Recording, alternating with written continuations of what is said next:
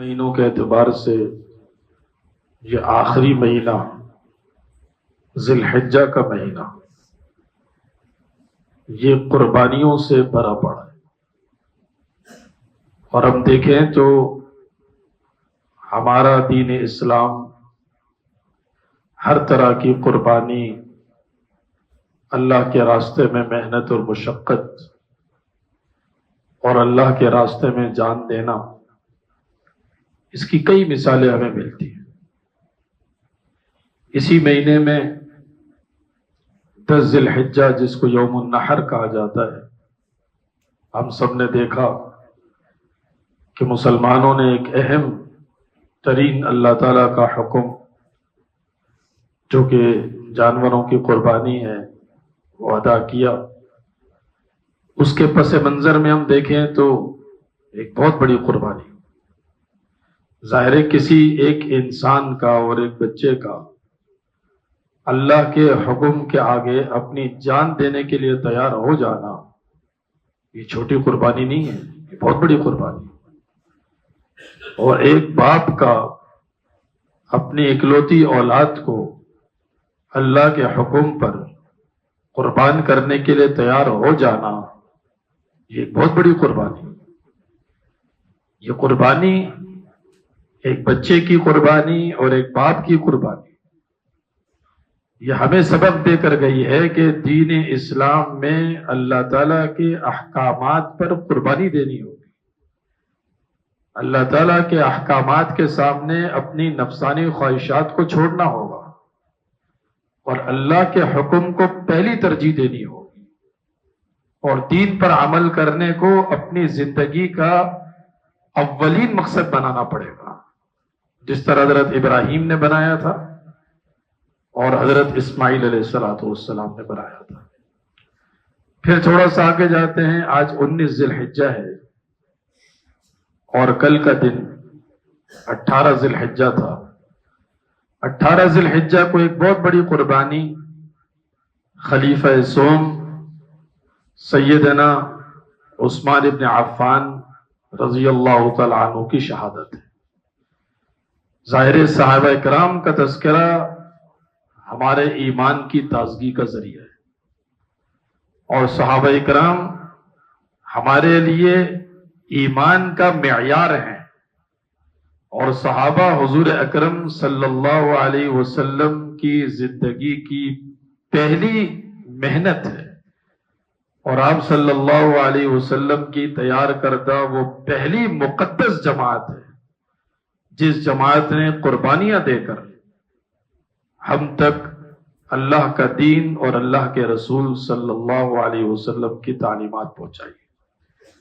اور سارے صحابہ، حضرت ابوبکر صدیق ہو، حضرت عمر فاروق ہو، حضرت عثمان ابن عفان ہو، حضرت علی المرتضی ہو، آپ صلی اللہ علیہ وسلم کی چاروں بنات ہوں، آپ صلی اللہ علیہ وسلم کی تمام ازواج مطہرات ہوں، حضرت خدیجہ کبریٰ رضی اللہ تعالی عنہا سے لے کر حضرت عائشہ صدیقہ رضی اللہ تعالی عنہا تک، اور صحابہ کرام کی پوری مقدس جماعت ہمارے لیے ہمارے ایمان کا حصہ ہے۔ ان سے محبت، ان سے عقیدت، ان سے تعلق ہمارے ایمان کا ایک لازمی حصہ ہے، ہمارے لیے جز ہے۔ اللہ تعالیٰ نے قرآن کریم میں ان کی تعریف فرمائی، اللہ تعالیٰ نے ان صحابہ کرام کو ہمارے لیے ایمان کا معیار بنایا۔ ہم ایمان لائیں گے، کیسے لائیں گے؟ ہماری زندگی کیسی ہوگی؟ ہماری نمازیں کیسی ہوں گی؟ اللہ تعالیٰ نے قرآن کریم میں ارشاد فرمایا کہ فَإِنْ آمَنُوا بِمِثْلِ مَا آمَنْتُمْ بِهِ فَقَدْ اهْتَدَوْا، کہ ہمیں صحابہ والی زندگی اپنانی۔ تو صحابہ میں سب سے افضل صحابی وہ خلیفہ اول حضور اکرم صلی اللہ علیہ وسلم کے ساتھی، جو آج بھی آپ صلی اللہ علیہ وسلم کے ساتھ قبر مبارک میں آپ علیہ الصلوۃ والسلام کی قبر کے ساتھ جن کی قبر موجود ہے، اور آپ صلی اللہ علیہ وسلم پر سب سے پہلے ایمان لانے والے مرد حضرت سیدنا ابو بکر صدیق رضی اللہ تعالیٰ عنہ، اور اس کے بعد خلیفہ دوم سیدنا حضرت عمر ابن خطاب رضی اللہ تعالیٰ عنہ، اس کے بعد خلیفہ سوم حضرت سیدنا عثمان ابن عفان رضی اللہ تعالیٰ عنہ، اور اس کے بعد خلیفہ چہارم حضرت سیدنا علی المرتضی رضی اللہ تعالیٰ عنہ۔ ان صحابہ کرام کی زندگیوں کی طرح اگر ہماری زندگیاں بن گئی تو اللہ تعالی ہمارے لیے جنت ایسے لکھ دیں گے جس طرح صحابہ کرام کے لیے جنت لکھ دی۔ یہ وہ صحابہ کرام تھے کہ حضور اکرم صلی اللہ علیہ وسلم نے کئی موقعوں پر ان صحابہ کرام کو جنت کی بشارت دی تھی۔ آپ صلی اللہ علیہ وسلم جب مدینہ منورہ تشریف لائے، میٹھے پانی کا ایک ہی کنواں تھا، اس کو بیر روما کہا جاتا تھا، اور اس کا پانی مسلمانوں کے لیے دستیاب ہونا ایک بہت بڑا مسئلہ تھا۔ ظاہر ایک یہودی کے پاس وہ کنواں موجود تھا، اور یہودی جو ہیں وہ مسلمانوں کے اتنے سخت دشمن ہیں کہ اتنا بڑا دشمن مسلمانوں کا کوئی بھی نہیں ہے۔ یہ قرآن کریم میں اللہ تعالیٰ نے فرمایا کہ لَتَجِدَنَّ أَشَدَّ النَّاسِ عَدَاوَةً لِلَّذِينَ آمَنُوا الْيَهُودَ وَالَّذِينَ أَشْرَكُوا، کہ یہودی اور مشرکین مسلمانوں کے سخت ترین دشمن ہیں۔ یہودی مسلمانوں کو پانی نہیں دیا کرتے تھے، اور میٹھا پانی ہر مسلمان کی اور ہر انسان کی ضرورت ہے۔ اور پانی اللہ تعالیٰ نے ایک ایسی چیز بنائی ہے کہ اللہ تعالیٰ فرماتے ہیں وَجَعَلْنَا مِنَ الْمَاءِ كُلَّ شَيْءٍ حَيٍّ، ہر چیز پانی سے زندہ ہے۔ آپ پودے کو پانی نہیں ڈالیں گے وہ مر جائے گا، آپ انسان کو پانی نہیں دیں گے وہ مر جائے گا، آپ جانور کو پانی نہیں دیں گے وہ مر جائے گا، آپ چرند پرند کو پانی نہیں دیں گے وہ مر جائیں گے۔ تو پانی اور انسان کی ضرورت ہے۔ اب مدینہ منورہ میں پانی کا مسئلہ تھا، یہودی کا کنواں تھا۔ حضور اکرم صلی اللہ علیہ وسلم نے فرمایا کون ہمت کرتا ہے اس بات کی کہ وہ اس پانی کو خریدے اور مسلمانوں کے لیے وقف کر دے۔ ظاہر ہے جب ایک ہی چیز ہے شہر میں اور کسی دشمن کے پاس ہے تو وہ معمولی قیمت میں تو نہیں دے گا، وہ تو بہت بڑی قیمت میں دے گا، وہ تو منہ مانگی قیمت دے گا، وہ کہے گا اپنی مرضی سے میں پیسے مانگتا ہوں اس کے۔ اب اس کو لینے کے لیے ایک بہت بڑے جگر والا انسان چاہیے جو اتنی ہمت رکھتا ہو کہ منہ بولی قیمت ادا کر سکے۔ یہودی نے اپنے حساب سے پیسے مانگے، اپنے ذہن کے مطابق پیسے بولے کہ میں اتنے پیسے لوں گا۔ حضرت عثمان ایک سیکنڈ میں کھڑے ہو گئے اور انہوں نے کہا کہ اللہ کے رسول میں تیار ہوں، میں اسے کنواں خرید لوں گا اور مسلمانوں کے لیے وقف کر دوں گا۔ حضور اکرم صلی اللہ علیہ وسلم نے یہ ارشاد فرمایا تھا کہ من حفر بیرا فلہ الجنہ، کہ جو مسلمانوں کے لیے کنواں لے گا اللہ تعالیٰ اس کے لیے جنت کا فیصلہ فرما دیں گے۔ حضرت عثمان کھڑے ہوئے، جنت کا فیصلہ اپنی طرف کر لیا۔ اس یہودی نے کہا میں آدھا بیچتا ہوں، پورا بھی نہیں بیچتا۔ اب کنواں آدھا بیچنے کا کیا مقصد؟ آدھا بیچنے کا مقصد یہ ہے کہ ایک دن تمہارا ایک دن میرا۔ حضرت عثمان ابن عفان رضی اللہ تعالیٰ نے فرمایا کہ ٹھیک ہے میں آدھا خریدتا ہوں۔ اور مسلمانوں کو اللہ تعالیٰ نے ایسی فراست دی ہوتی ہے جو فراست اللہ تعالیٰ نے کافروں کو نہیں دی ہوتی، اس لیے کہ کافروں کے پاس ایمان کا نور نہیں ہوتا اور مسلمان کے پاس ایمان کا نور ہوتا ہے، اور ایمان کا نور انسان کو بہت ساری چیزیں سکھاتا ہے اور بہت ساری چیزوں میں اس کو ایمان سے ہی رہنمائی کر دیتا ہے۔ یہ اللہ تعالیٰ کے غیبی نظام ہے۔ کافر وہ رہنمائی حاصل نہیں کر سکتا جو رہنمائی مسلمان کو اللہ سکھا دیتا۔ حضرت عثمان نے کہا میں آدھا لے لیتا ہوں۔ وہ آدھا لینے کا مقصد یہ تھا کہ بس پورا ہی ہاتھ میں آ گیا۔ وہ کیسے ہاتھ میں آ گیا؟ یہودی نے کہا آدھا میرا، ایک دن میری چلے گی اور ایک دن آپ کی چلے گی۔ حضرت عثمان نے کہا منظور ہے۔ جس دن یہودی کی باری ہوتی لوگ آتے پانی لینے کے لیے، یہودی ان سے پیسے لیتا تھا، ان کو پانی دیتا تھا، پیسے لیتا تھا، پانی دیتا تھا۔ دوسرے دن باری آتی حضرت عثمان ابن عفان رضی اللہ تعالیٰ عنہ۔ حضرت عثمان ابن عفان فرماتے تھے جس کو جتنا پانی چاہیے بغیر پیسوں کے پانی لے جائے۔ لوگ لائن میں لگ جاتے تھے، کافر بھی آ رہے ہیں، مسلمان بھی آ رہے ہیں، سب کہتے ہیں کہ کیا بات ہے، بغیر پیسوں کے پانی مل رہا ہے تو یہودی کے نمبر میں کون جائے گا، کیوں پیسے دیں گے ہم؟ یہودی نے دیکھا کہ بھائی میری تو دال ہی نہیں نکل رہی، میرے نمبر میں تو میری باری میں تو لوگ ہی نہیں آ رہے، سارے لوگ عثمان کے پاس جا رہے ہیں، تو میرا کنواں رکھنے کا مقصد کیا ہے؟ میں آدھے کی بھی قیمت لیتا ہوں اور آدھا بھی عثمان کو دے دیتا ہوں۔ حضرت عثمان سے کہا کہ یہ آدھے اور بھی آپ اگر لینا چاہیں تو اتنے پیسے دے دیں اور آدھا کنواں بھی لے لیں۔ حضرت عثمان نے کہا یہ اور پیسے لے لو، پورا کنواں ہماری طرف سے۔ تو حضور اکرم صلی اللہ علیہ وسلم کے ایک اشارے پر، منہ مانگے پیسوں پر، مسلمانوں کے لیے پانی کا بندوبست کرنے والا اگر کوئی بندہ تھا تو حضرت عثمان بن عفان رضی اللہ عنہ۔ جب حضور اکرم صلی اللہ علیہ وسلم مدینہ منورہ تشریف لائے، پہلے مسجد قباء میں ٹھہرے، پھر مسجد نبوی کی تعمیر کی۔ چھوٹی سی تھی مسجد نبوی، لیکن آپ علیہ الصلوۃ والسلام کی مسجد صرف نماز کا مرکز نہیں تھی، بلکہ حضور اکرم صلی اللہ علیہ وسلم کی مسجد مسلمانوں کے لیے سب کچھ تھی۔ عدالت بھی وہی تھی، مدرسہ بھی وہی تھا، مسجد بھی وہی تھی، تبلیغی دستے بھی وہیں سے ہی روانہ ہوتے تھے، جہادی لشکر بھی وہیں سے ہی روانہ ہوتے تھے، معاشرے کے فیصلے بھی وہیں ہوتے تھے، باہر سے مہمان آتے تھے وہ بھی وہیں ٹھہرتے تھے۔ وفد نجران آیا تھا، عیسائیوں کا ایک وفد کئی افراد پر مشتمل۔ حضور اکرم صلی اللہ علیہ وسلم نے فرمایا ہمارے پاس مہمان خانہ نہیں ہے، لہذا مسجد میں ٹھہرنا پڑے گا۔ مہمان خانہ بھی مسجد تھی، فیصلے بھی مسجد میں ہوا کرتے تھے، کسی کا کوئی مسئلہ ہوتا تھا تو بھی مسجد میں ہوتا تھا، اگر کسی کو کوئی عارضی سزا دینی ہوتی تو بھی مسجد استعمال ہوتی تھی۔ ظاہر ہے اتنے کام جب مسجد میں ہو رہے ہیں تو مسجد تو بڑی چاہیے، چھوٹی مسجد میں تو یہ سارے کام نہیں ہو سکتے۔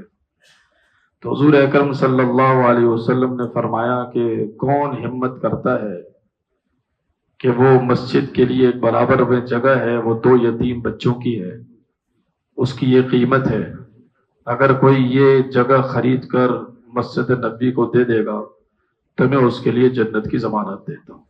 ایک لمحے میں حضرت عثمان بن عفان کھڑے ہو گئے اور انہوں نے کہا کہ اللہ کے رسول میں حاضر ہوں، ان 2 یتیم بچوں کی ملاقات مجھ سے کرا دیں، وہ جو پیسے بولیں گے میں ان کو وہ پیسے دے دوں گا، اور یہ مسجد میں کی جگہ میں مسجد نبوی کے لیے وقف کر دوں گا۔ آج بھی مسجد نبوی میں کھڑے ہونے والا مسلمان حضرت عثمان کو نہیں بھول سکتا کہ حضرت عثمان ابن عفان وہ تھے جنہوں نے نبی صلی اللہ علیہ وسلم کی آواز پر مسجد نبوی کو وسیع کرنے کے لیے ہمت باندھی تھی اور مسجد کو وسیع کرنے کی کوشش کی تھی۔ آپ علیہ الصلوۃ والسلام نے کتنے موقعوں پر جنت کا لفظ استعمال کیا ہے، حضرت عثمان کھڑے ہو گئے ہیں اور اللہ کے رسول میں اس کام کے لیے تیار۔ یہ جذبہ آج ہم سب کا ہونا چاہیے۔ کوئی ایسا عمل ہم سن لیں کہ اس عمل پر اللہ تعالیٰ جنت عطا فرما دیں گے، ہمیں سوچنے کی ضرورت نہ پڑے، جس طرح صحابہ اکرام کو سوچنے کی ضرورت نہیں پڑتی تھی۔ غزوہ تبوک کا موقع تھا، حضور اکرم صلی اللہ علیہ وسلم نے فرمایا کہ یہ بہت سخت غزوہ ہے، مسلمانوں کو بہت دور جانا ہے، سواریاں نہیں ہیں، پیسہ نہیں ہے، مال کی ضرورت ہے، زیادہ مال کی ضرورت ہے۔ کون ہے جو آج مسلمانوں کے ساتھ تعاون کر سکتا ہے، مسلمانوں کی مدد کر سکتا ہے، مسلمانوں کو سواریاں دے سکتا ہے، مسلمانوں کو مالی امداد کر سکتا ہے؟ میں اس کے لیے جنت کی بشارت دیتا ہوں۔ یہ اعلان غالباً حضور اکرم صلی اللہ علیہ وسلم نے مسجد نبوی میں فرمایا تھا۔ حضرت عثمان ابن عفان کھڑے ہو گئے تھے اور کہا اللہ کے رسول 1000 اشرفیاں اور 1000 اونٹ، غالباً 70 گھوڑے میں مسلمانوں کے اس جہاد میں وقف کرتا ہوں۔ حضور اکرم صلی اللہ علیہ وسلم کے پاس جب وہ اشرفیاں آئیں، جس طرح سکے ہوتے ہیں، سکے آپ سکے اپنے ہاتھ میں لے کر تھوڑا سا اچھالیں تو آواز آتی ہے، کسی تھیلی میں رکھ کر تھیلی کو ہلائیں تو آواز آتی ہے۔ اس طرح کاغذ کے نوٹ تو نہیں تھے۔ صحابہ اکرام فرماتے ہیں کہ ہم نے حضور اکرم صلی اللہ علیہ وسلم کو دیکھا کہ آپ علیہ الصلوۃ والسلام ایک ہاتھ سے سکے دوسرے ہاتھ میں ڈالتے تھے، دوسرے ہاتھ سے اس ہاتھ میں ڈالتے تھے، اور حضور اکرم صلی اللہ علیہ وسلم اتنے خوش ہو رہے تھے کہ آج مسلمانوں کے لیے عثمان بن عفان نے اتنے ساری رقم کا انتظام کیا ہے اور اس وقت ایسا جملہ کہہ دیا حضور اکرم صلی اللہ علیہ وسلم نے جو حضرت عثمان کے لیے اتنی بڑی خوش قسمتی کی بات ہو گئی. آپ نے فرمایا کہ ما ضر عثمان ما عمل بعد اليوم، کہ آج کے بعد عثمان تو کوئی بھی عمل نہ کرے تجھے کوئی نقصان نہیں ہوگا، اس لیے کہ مشکل وقت میں تم نے مسلمانوں کا اتنا بڑا ساتھ دیا ہے. تو ہر وقت ہر چیز کے لیے تیار ہونا اور ہر وقت ہر قربانی کے لیے تیار ہونا، یہ صحابہ اکرام کا جذبہ تھا، یہ صحابہ اکرام کا عمل تھا.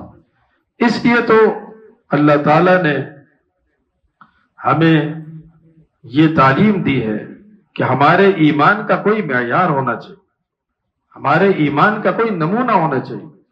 جب اتنی ساری چیزیں جمع ہو جاتی ہیں، اتنے فضائل جمع ہو جاتے ہیں، تو پھر اللہ تعالیٰ مرتبے بھی بہت بڑے بڑے دیتے ہیں. حضور اکرم صلی اللہ علیہ وسلم نے اپنی صاحبزادی حضرت رقیہ کا نکاح کروایا حضرت عثمان ابن عفان سے. رقیہ فوت ہو گئی. پھر حضور اکرم صلی اللہ علیہ وسلم نے ام کلثوم کا نکاح کرایا حضرت عثمان ابن عفان سے. تھوڑے عرصے کے بعد وہ فوت ہو گئی. حضرت عثمان ابن عفان غمزدہ ہو گئے کہ میرا جناب نبی کریم صلی اللہ علیہ وسلم کے ساتھ جو رشتہ تھا سسر اور داماد کا، آپ علیہ الصلوۃ والسلام کی صاحبزادیاں جانے کے بعد اب تو وہ رشتہ نہیں رہا. اب آپ علیہ الصلوۃ والسلام کی اور کوئی صاحبزادی نہیں تھی. حضرت فاطمہ رضی اللہ تعالی عنہ تھی، وہ حضرت علی کے نکاح میں تھی. تو ایک کے بعد دوسری بچی کا نکاح حضور اکرم صلی اللہ علیہ وسلم نے حضرت عثمان کے ساتھ کیا. وہ فوت ہوئی تو آپ علیہ الصلوۃ والسلام نے فرمایا کہ عثمان اگر میری 100 بیٹیاں بھی ہوتی تو اس قابل تھا کہ میں ایک کے بعد دیگرے تیرے نکاح میں دیتا رہتا. 2 بچیوں کی وجہ سے حضرت عثمان ابن عفان کو ذو النورین کہتے ہیں، 2 نور والا. اور 2 مرتبہ انہوں نے ہجرت کی تھی، ایک مرتبہ اپنی اہلیہ کے ساتھ حبشہ کی طرف اور ایک مرتبہ مدینہ منورہ کی طرف. اس لیے حضرت عثمان ابن عفان کو ذو الحجرتین کہتے ہیں، 2 ہجرتوں والا، 2 نور والا. اس لیے ایک بات تو یہ ذہن میں رکھیں کہ حضرت ابو بکر صدیق سے لے کر حضرت علی المرتضی رضی اللہ تعالی عنہ تک تمام خلفائے راشدین، اس کے بعد 1.25 لاکھ صحابہ، حضرت خدیجہ رضی اللہ تعالی عنہ سے لے کر حضرت عائشہ صدیقہ رضی اللہ تعالی عنہ تک تمام ازواج مطہرات، تمام چاروں بنات رسول، ان تمام افراد سے دلی محبت رکھنا یہ ہمارے ایمان کا لازمی حصہ. دوسری بات کہ صحابہ اکرام نے جس طرح زندگی گزاری ہے، جتنی قربانیاں دی ہیں، حضور اکرم صلی اللہ علیہ وسلم کی جتنی فرما برداری کی انتہا کر دی ہے، اس طرح زندگی گزارنا اور ہر قدم پر اللہ اور اللہ کے رسول صلی اللہ علیہ وسلم کے فرامین پر عمل کرنا، یہ ہماری زندگی کا حصہ ہونا چاہیے.